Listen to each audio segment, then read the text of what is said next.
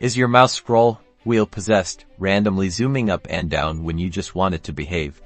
Let's tame that unruly scroll and get you back in control. First, let's check the software side. Head to your computer's settings and search for mouse settings or mouse properties. You should see a window that gives you options such as secondary button swap, pointer sizes, and much more.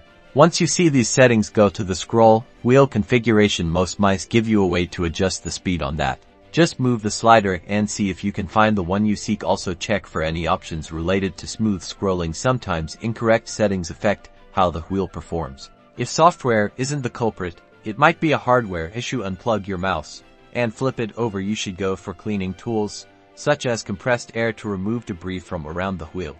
With that mouse now disassembled for cleaning, the next course of action is to use compressed air or a small brush.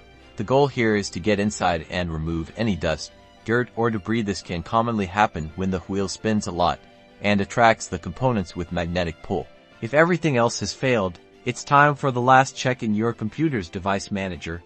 Look for your mouse under the mice and other pointing devices section. Make sure your mouse driver is up to date. Right-click on your mouse and select Update Driver if the driver is current. Consider Uninstall Device, then unplug and replug your mouse to reinstall software.